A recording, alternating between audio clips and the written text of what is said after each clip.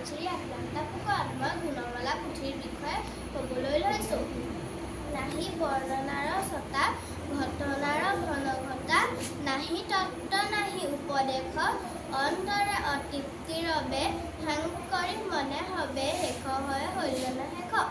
গুণমালা পুথিভাগ মহাপুৰুষ শ্ৰীমন্ত শংকৰদেৱৰ এক অনন্য সৃষ্টি।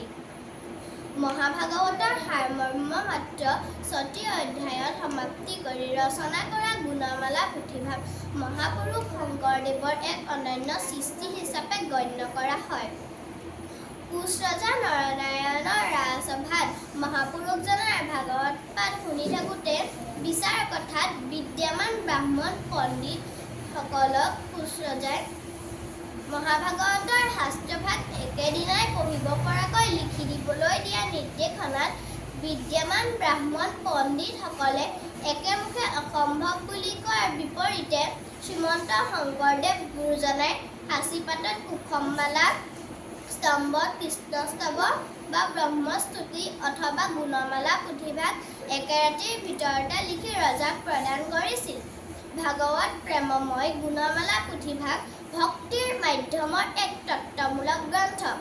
এই পুথিভাগ কলেবৰত সৰু হ'লেও শ্ৰীকৃষ্ণ মহাত্ম্য লীলাৰ বিষয়ে চমুকৈ কিন্তু বৈশিষ্ট্যপূৰ্ণভাৱে ব্যক্ত হোৱাৰ বাবে গুণমালা পুথিভাগ সাহিত্যৰ এক অমূল্য অৱদান হিচাপে মান্যতা প্ৰদান কৰা হয়।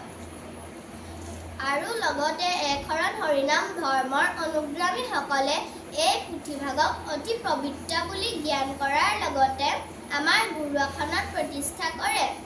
এই পুথিভাগত নৰনাৰায়ণৰ পূৰ্ণৰূপ অৱতাৰ শ্ৰীকৃষ্ণ মহাত্ম্য লীলাৰ বিষয়ে চমুকৈ কিন্তু বৈশিষ্ট্যপূৰ্ণভাৱে বৰ্ণনা কৰা হৈছে। মাত্ৰ ৬টি অধ্যায়ত সমাপ্তি হোৱা গুণমালা পুথিভাগ পদসমূহ আৰম্ভণি দিয়া ৬টি মূল ঘোষা হৈছে।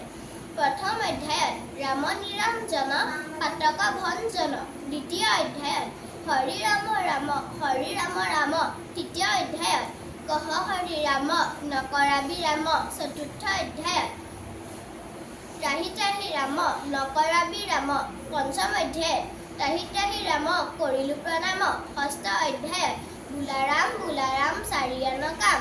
মহাপুৰুষ শ্ৰীমন্ত শংকৰদেৱে গুণমালা পুথিভাগ লিখা কাৰ্যটো হাতী মাৰি বুৰুকাত ভৰোৱা বুলি আখ্যা দিয়া হৈছে।